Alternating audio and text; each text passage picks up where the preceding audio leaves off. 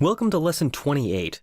Now let's go back to our original rainbow lines project. Remember, we did this at the very start of this course. This is this really simple image drawing program.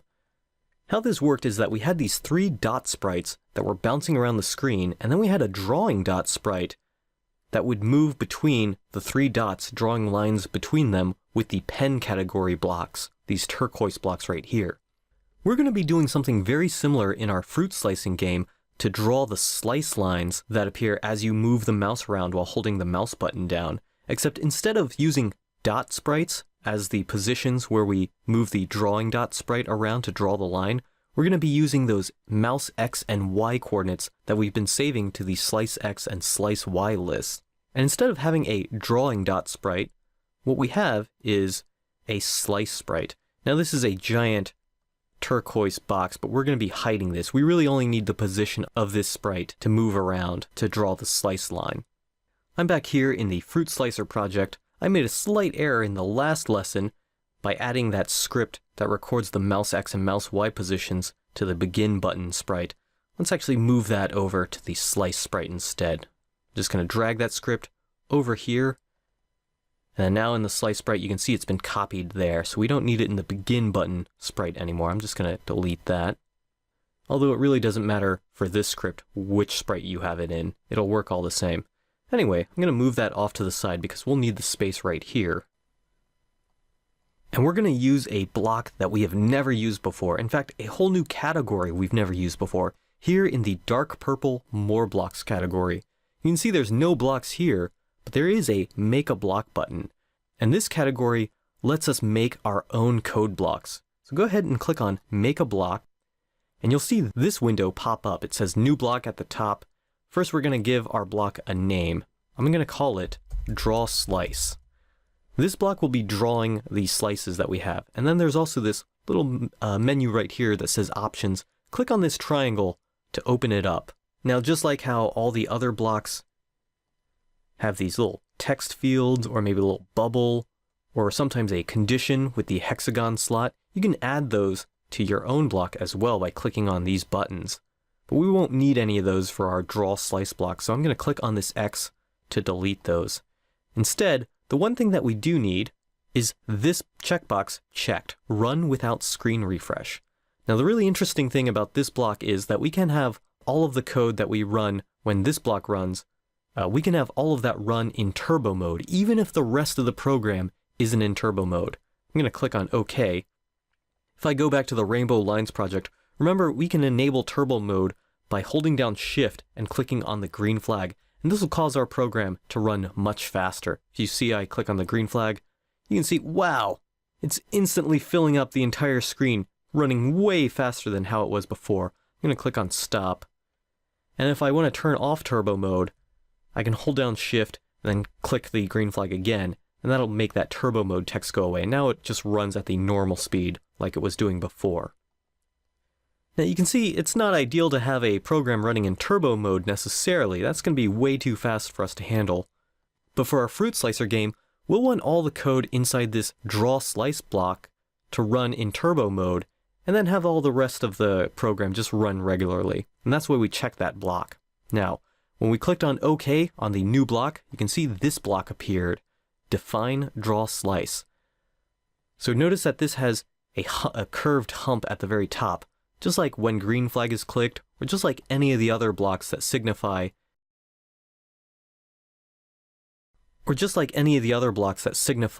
that they start a script, that they're going to be at the very top. There's nothing going to be on top of them. And notice that a new block has appeared right here called draw slice. That's the name that we gave it. And this block is a stack block. You can see it has the little pit and stub, and so it fits into a script just like all the other blocks. Now whenever this block is executed by Scratch, all of the code under here will run. It's kind of like those broadcast blocks when you had when I receive a certain broadcast, all this code underneath this block is run whenever broadcast and wait happens. The difference here is that we're going to have all of this code run in turbo mode because we had checked that run without screen refresh checkbox. I'm going to get rid of this. And let's define what this does. I'm going to want this script to cause the slice sprite to move through the XY positions that we've stored in the slice X and slice Y lists. So I'm going to have to set up a script that uses this draw slice block. Let's put that there for right now. Go to the brown events category. Let's start adding some code. First, get a when green flag is clicked, then go to the purple looks section and hide. We're going to want to hide this giant turquoise square. And next, let's go to the turquoise pen blocks. It's been a while since we've used these. Add this clear block. Remember, this just clears out any lines that we've drawn previously. And this way we'll start from a fresh, no lines stage. And this way we'll start from a fresh stage with no lines drawn on it. And next, let's go ahead and set the pen color. Grab this block. Now we want to set this pen color to this turquoise color. And this is why we made this a giant turquoise block. That way it appears right here. So I can click once on the color block and then move this over here to the sprite area and just click on this turquoise color. And that way we'll have this exact same color matching here. And next, let's set the size of the lines that these pen blocks will draw. Let's grab this block, set pen size to, and click on the text field right here and change this to 6. We're going to make this a slightly thick line. Here's the interesting part, where we use our new block. I'm going to go to the yellow control category and grab this forever block, and inside that forever block, I'm going to go to the dark purple more blocks category and grab our draw slice. So you can see at the very start of the game, we're going to hide the sprite, clear out any drawn lines, set up the pen's color and size, and then forever, we're just going to keep running the code that's inside this draw slice script. And remember, all of this is going to be running super fast because we have this in turbo mode. Now, if we go back to our rainbow lines, you can see that drawing dot sprite would just go between dot 1, dot 2, and dot 3, and those would be the positions it would need to draw that flying rainbow V color. We don't have sprites in our fruit slicer game to go between. Instead, we have the X and Y numbers stored in slice X and slice Y by this script. So let's do this when we draw our slice.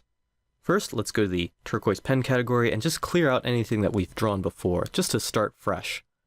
And next, we want to start drawing a line between all of the XY coordinates in these lists. But if these lists are empty, then we don't want to do anything at all. So let's go to the yellow control category and grab an if block. We only want to start drawing this slice if there are any items inside these lists.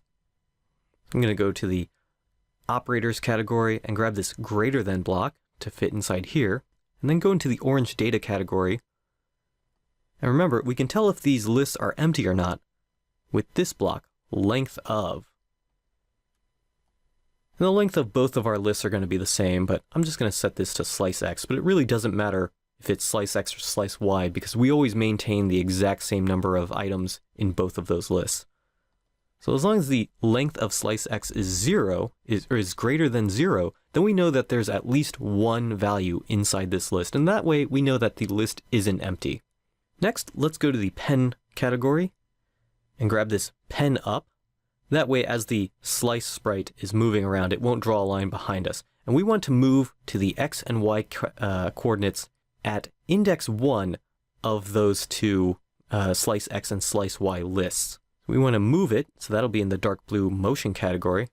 Let's grab this block, go to XY. And here's where we use those lists. Let's go to the orange data category. The place we want to go to for the X position will be item 1 of slice X. So click on the black triangle, set this to slice X, and the Y position that we want to go to will be item 1 of slice Y.